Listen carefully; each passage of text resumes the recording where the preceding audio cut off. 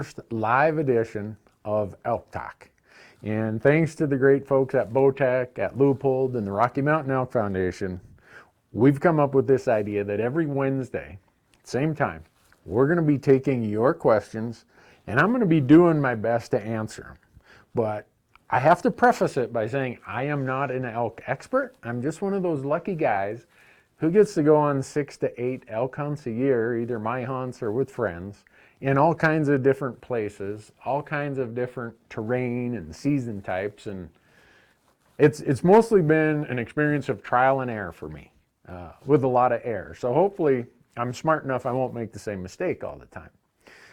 When I give an answer, it's going to be based on 25 years of chasing elk. There are no perfect answers, but that's the idea, is to share information. I'll do my best. From a kind of a how it's laid out standpoint, if you see me looking over here, we've got Michael over here. He's taking all your questions, and I got to read them off a monitor there. And behind the camera there, if someone's giving me the, hey, stop, Randy, you're making a fool of yourself, it's Marcus, the production guy back there. So with this, I've got 30 minutes. I'm going to try to get through as many questions as possible. Sometimes your questions will require a really lengthy answer, and it might be something that we've already talked about on a YouTube episode. So we might refer to go watch us on our YouTube channel. The other thing you're going to see that most of the time when I answer a question, it comes down to all that I talk about with elk goes to the 5 calendar periods of elk hunting. We hunt elk in 5 calendar periods: early season, pre-rut, peak rut, post-rut, late season. The elk have different needs in every one of those 5 calendar periods, and you're going to find them in different places because they go to different places to satisfy their needs. So if I keep referring back to it, that's the reason why. It is that basic, that fundamental to everything you're going to do when it comes to public land elk hunting. So with that, Michael's already got some questions queued up here. What's the best time of year to kill a mature bull elk on public land? Anytime you have a tag is a good time. But for me, if I'm going to go and chase mature bull elk, it's going to be in one of 2 periods. Just before the peak of the rut, say probably September 8th through the 15th. The bulls have not yet sorted out who's the king, who's the big bad dog. So there's still an opportunity to get one of the mature bulls before he's got a big herd of cows. The other time for me is what I call late season. And for me, late season is anytime November 1st and after. It just is where mature bulls have a tendency to congregate in what I call sanctuary areas. And year after year, they go to the same places. And those late season hunts, a lot of places that have general seasons have November seasons. To me, those are places or times when you have a really good chance of finding a mature bull on public land. So, all right.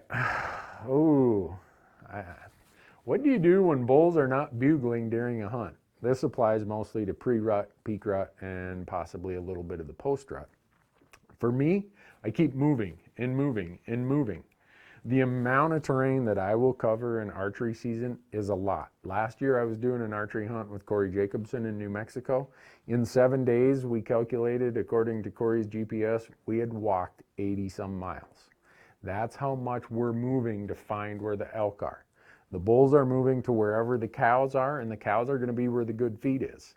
And sometimes they're very selective. What looks like good feed to us isn't necessarily good feed to a cow elk. So in the peak rut, even the pre-rut or slightly after the peak rut, you want to focus on food sources because the cows are going to be on the food and the bulls are looking for the cows. So, wow. I don't know how many we're going to get through in 30 minutes here. How many coolers do I use when transporting a boned out cow elk? So this is specific to a cow elk, and what size of coolers. So for me, I want to have lots of ice. I bring 1 cooler, and we've done a YouTube clip on this where all I bring in 1 cooler is ice. I never open it. It's frozen milk jugs so that I don't have water melting and spilling all over. When I get that elk boned out, if it's a bull elk, I try to spread that elk over 3 coolers. I usually have two 65 quart coolers and an 85 quart cooler. And I could probably fit it in less space than that, but I want to have as much space as possible for those frozen milk jugs or block ice or whatever I'm going to use as my cooling agent. Also, make sure you never put warm meat inside a cooler. If you think about this hind quarter, once you bone it out, it's this big mass of warm meat. Way down inside there, there's still a lot of heat. Hang that thing overnight. Let the temperature of the meat get to the ambient air temperature. Then, once it's cool, then put it in a cooler. You put warm meat in a cooler, you don't have enough ice to get that meat, that big mass in the middle of it. You don't have enough ice to get that cool before it'll spoil. So for me, 3 coolers, usually 1 cooler just for ice and 3 coolers for meat. Oh, let's see. For a first-time public land hunter and first-time elk hunter, any specific advice? Yeah, I do. It's all about the mental frustration of it. I tell people I was the worst elk hunter that ever walked. I'd made every mistake possible, but I didn't give up. Set your expectation for public land elk that it's never going to be easy. And for the times when it is easy, it's like, oh, gee, this is easier than I thought. As far as specifics, it's a really broad question. I approach it as, what is the season date? So if my season date in a lot of the western states, let's say rifle seasons are late October, well, that's post-rut. That's the hardest time there is to kill a bull elk on public land is post-rut. Well, in post-rut, the elk, the bull elk that we're chasing, are looking to get through a hunting season. So they're going into these ugly, nasty areas. You find them in the sanctuary locations. So for me, I look at the process of what's the calendar period I'm hunting, what are the needs the elk have in that calendar period, and I know they're going to be in locations where they can satisfy those needs with the least amount of exposure to hunters. It's just how they get older. So I know it's a generic question, but or a generic answer, but it was a pretty generic question and hard to answer in a short period of time. If you had an archery tag for Colorado, would you go late August or early September? This is my wife and my current dilemma. The answer is yes. I would go anytime. I would probably try to go, because the Colorado elk season runs into later September. Maybe that's not a possibility for you, but I'd go as late into September as I can. You're still going to have the full depth of the rut. Early or late August, you're not going to have much rut activity. If there's 2 of you hunting and you shoot 1 elk and you want to keep hunting to try fill the other tag, your temperatures are probably going to be a little bit cooler in late September. So given the whole period of the Colorado archery season, I'm going to go the last week of season rather than the first week. So how long do you hang elk meat out in the field? That's a good question, because let's face it, we hunt elk because we want to eat elk. And if you leave that elk out in really warm temperatures, you got a problem. So for me, obviously it's temperature dependent. But even in warm weather, it's surprising if you get good synthetic game bags that allow heat and moisture transfer to occur quickly. You hang it in the shade, and you hang it in a place where you will get a lot of wind. I've hung meat in pretty warm temperatures and still had no problem after 3 days. If it's really warm after 3 days, I'm starting to figure out how am I going to get that elk to where it's going to be processed. November hunts, when it's cold, you can get by with a lot in those periods of time. All right, what is my opinion about a full moon or hot weather affecting the rut? Well, because of our TV show and our platforms, I don't have the luxury of saying, oh, it's full moon, I'm not going to hunt, or it's hot weather, I'm not going to hunt.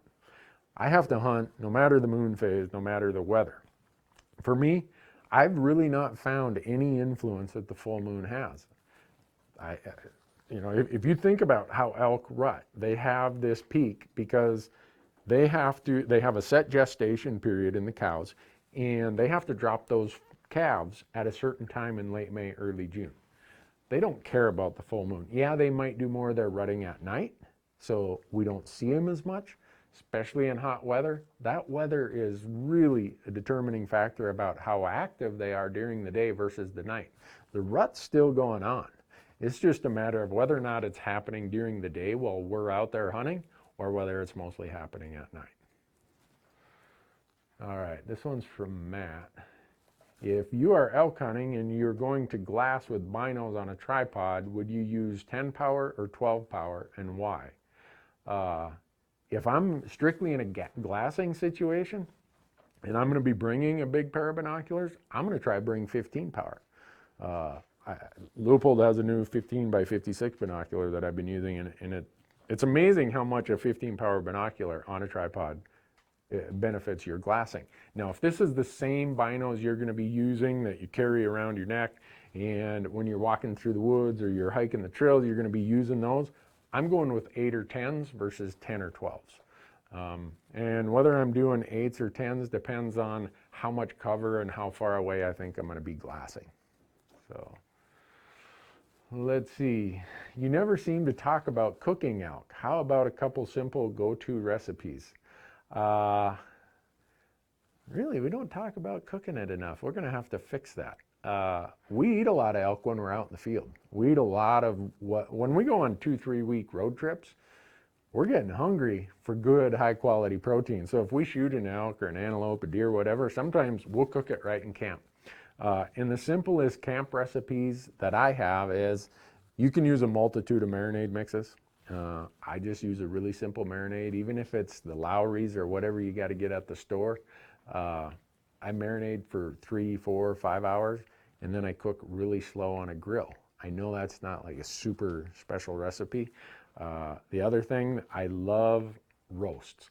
And with roast, I put them in some sort of seasoning with a little bit of water, and it just depends on how I feel that day. Sometimes I put onions and carrots, and you never know what I'm going to put in there. So there's no science to that, but maybe that's a good point that we need to start talking about more recipes. Earlier, before we went live, Chef Collins was live on the Bowtech channel. That was a really good one.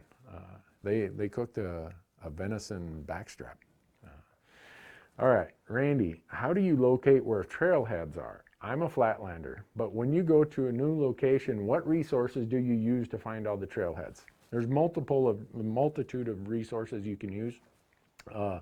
If you're on Forest Service lands, Forest Service always has a travel management map that shows what roads are open, what trails are open, if they're closed permanently, seasonally, and where the trailheads are. You hear me talk about a system I use all the time called Onyx Maps.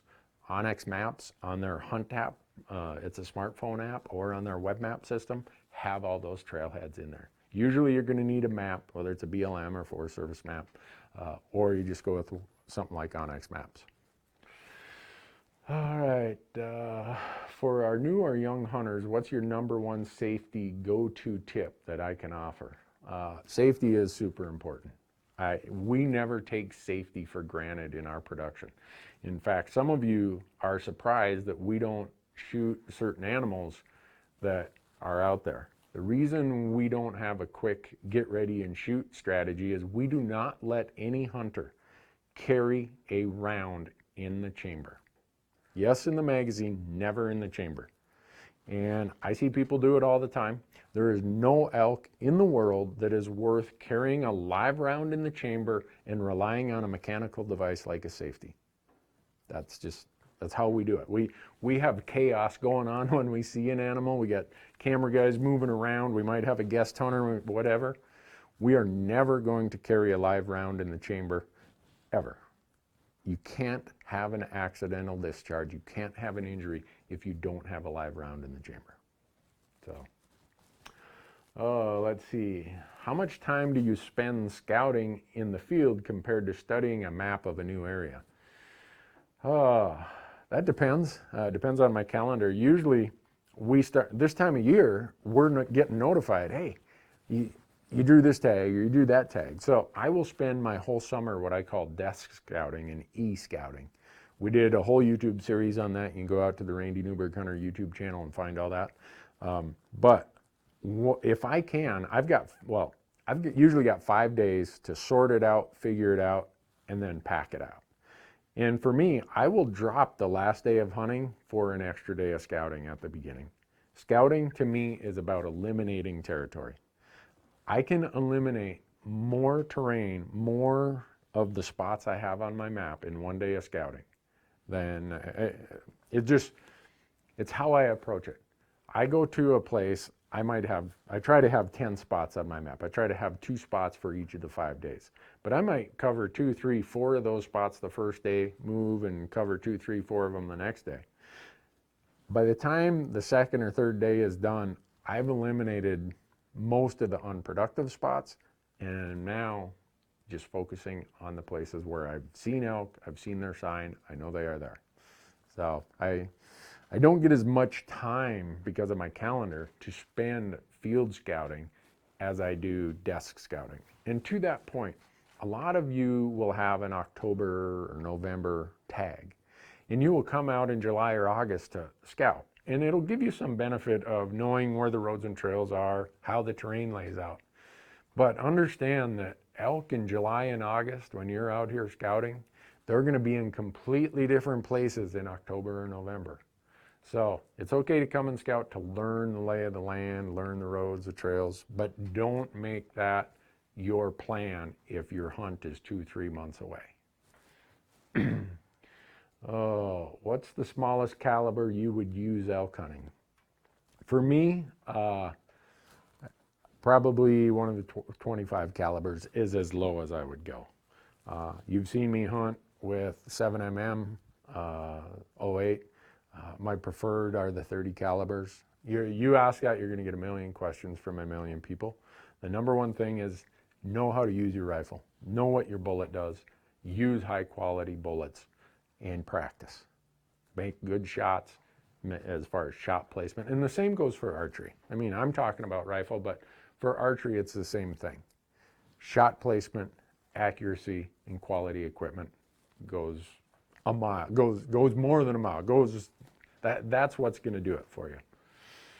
So, Steve from Oregon, why don't you have any shows about Oregon hunts? There's also someone asking the same thing about Idaho.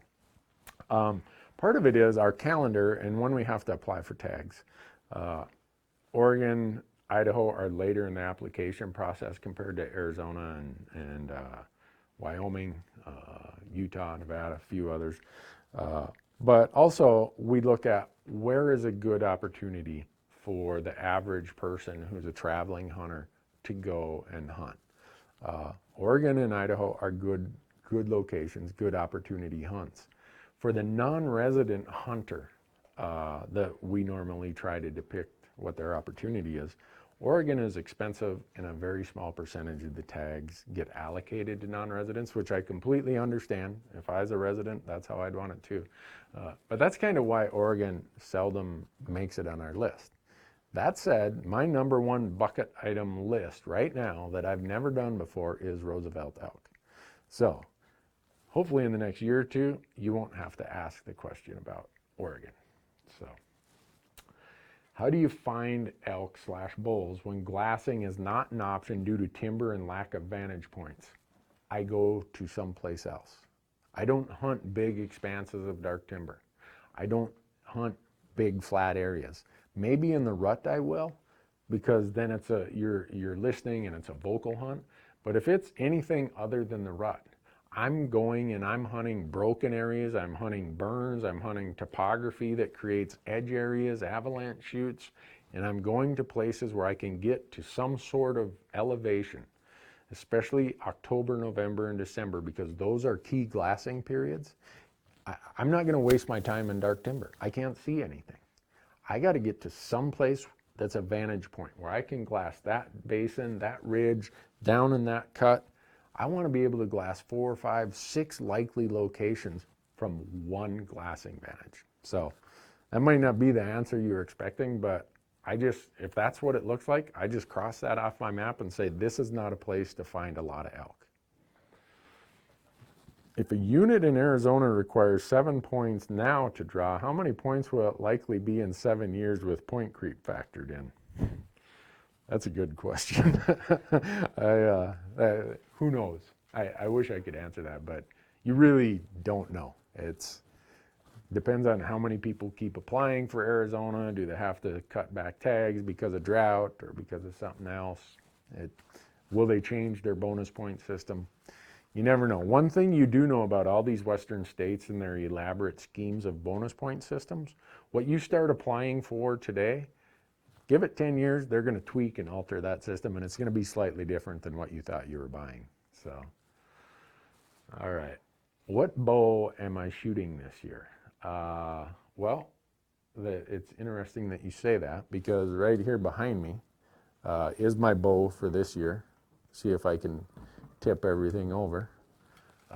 This is the new Rain 7 by Bowtech. They call it the Smart Bow.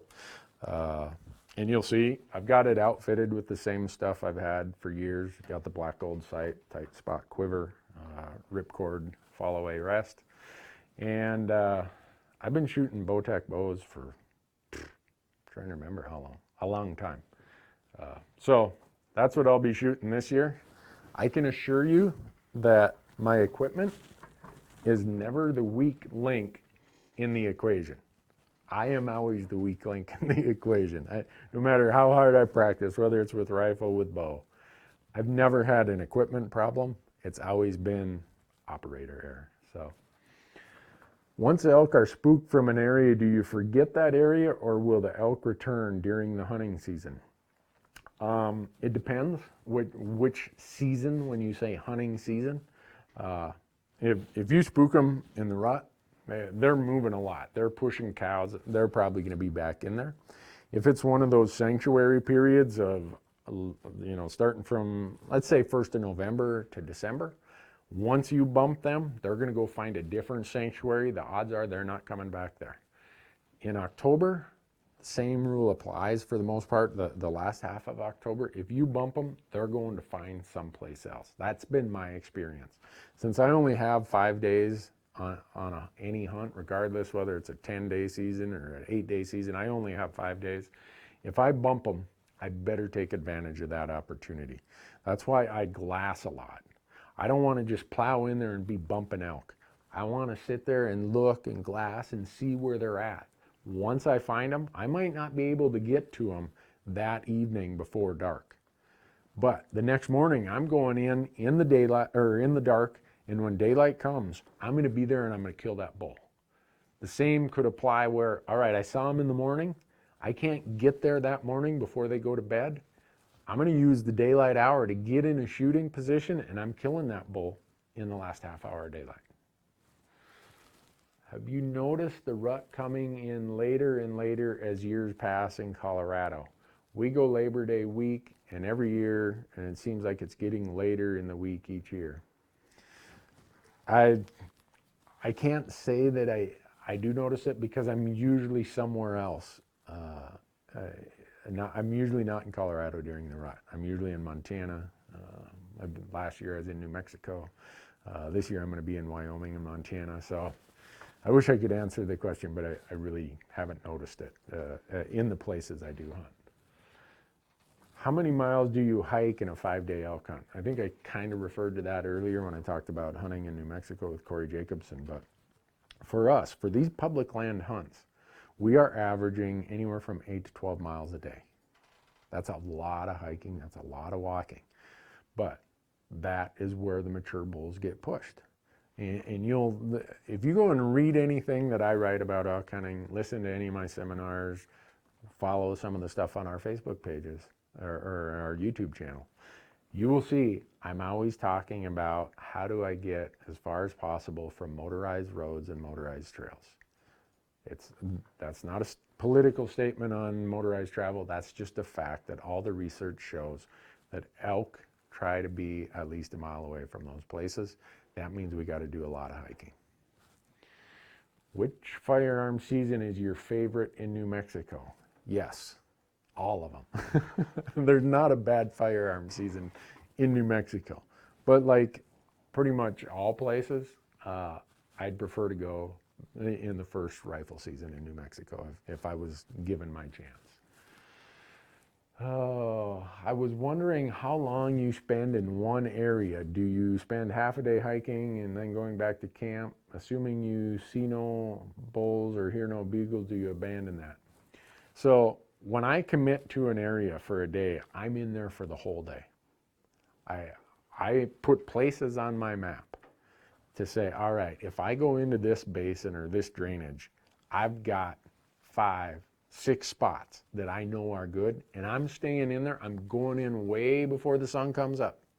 If you leave the truck at prime light, by the time you get back to where the elk are, it's too late. They're already in their beds.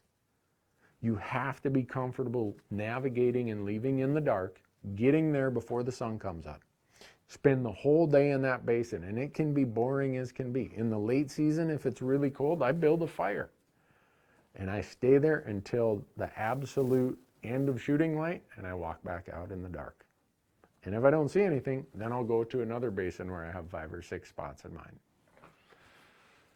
Oh, let's see. Fixed or mechanical broadheads for elk hunting? You ask a million people, you'll probably get 1.5 million answers to this. But for me, I'm a fixed broadhead guy for elk. They're big, they're tough.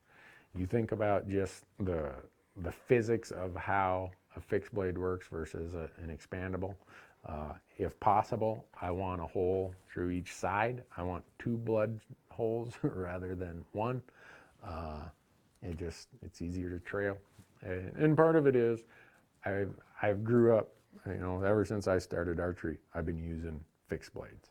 So that's what I use. What is the number one lesson I have ever learned while hunting elk? Elk will teach you a lot, I can tell you that. It's hard to give one lesson. It kind of goes back to an answer I gave earlier. Public land elk hunting is all about the mindset. I know a lot of people who give up on public land elk hunting because it's way harder than they expected. To me, public land elk hunting has taught me that you just got to go and go and go and go. And those of you watching right now, how many times have you been just about ready to give up? You're kind of losing focus, you're not paying attention, and boom, there's the bull. You hear him or you see him. To me, it's always having something that mentally makes me think over the next ridge, around the next corner in the trail. Whatever it is, we're going to have success today. To me, it's all mental. How much time do you spend scouting for a hunt that is far from home? We touched on scouting earlier. To me, I scout as much as my calendar allows. And for me, a lot of that scouting is going to be calling biologists, calling agency people, range managers, researching what the fire history has been in that area, learning what I'll use an example. Colorado has this interactive map that their Parks and Wildlife has put together. It's got where the summer range is, where the winter range is, where the migration corridors are. And I say, all right, what's my season date? And are they going to be closer to the summer range? Are they going to be closer to the winter range? Are they in that transition zone? And then I start doing a lot of desk scouting in those areas. So I spend hours and hours, days and days desk scouting because my calendar doesn't let me do boots on the ground scouting. Why don't I do more archery hunts? I do as many as our calendar will allow. I do just about every year I have an archery mule deer hunt. Every year pretty much I always have an archery elk hunt or 2. I'd like to do even more of them, but the period of time, the window in which you have available to do those, at least in the elk world, is pretty much September. You'll see this year coming on TV, I did an archery coos deer hunt in Arizona. Ton of fun. After that, everybody's going to Arizona to archery coos deer hunt after that episode airs. Have you ever hunted up there in northern British Columbia, Canada? I haven't, unfortunately. As you know, our show is all self-guided hunting, and in Canada, for just about all species, not all, but most, you need to hire a guide or an outfitter, and so it just has never fit the style and format that we've selected to do for our TV show. So, what else we got here? Do you believe in scouting in the spring and summertime, even though the elk might not be in that spot in hunting season? I answered that, kind of touched on it a little earlier. The answer is probably not. If I've only got 2 or 3 days of scouting, I want to come and scout as close to my season date as I can. Yeah, if I'm going out on a trip out west or to some other state and I got a tag, I might take an afternoon and go learn the roads and the landscape, and okay, I'm going to camp here. But as far as my scouting for purposes of locating elk and where they're going to be in my season, I want to make that as close as possible to the time when I'm going to be hunting. So, holy cow, we already blew through 30 minutes. Uh-oh.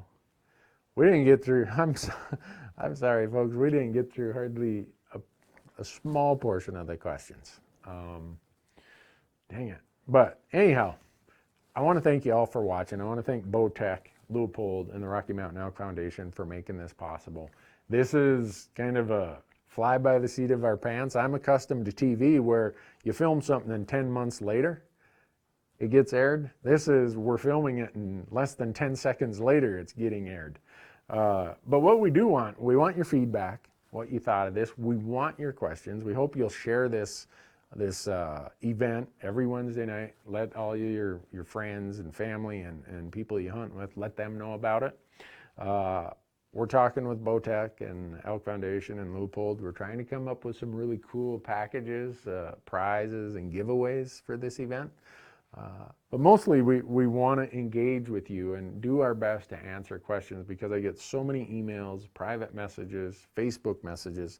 I can't get to them all. And so what we're trying to do is find a format where maybe other people who have the same question can also get an answer for this. So anyhow, thanks for helping, guys.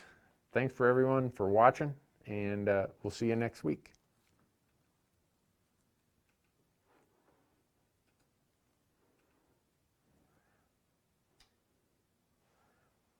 Are we done?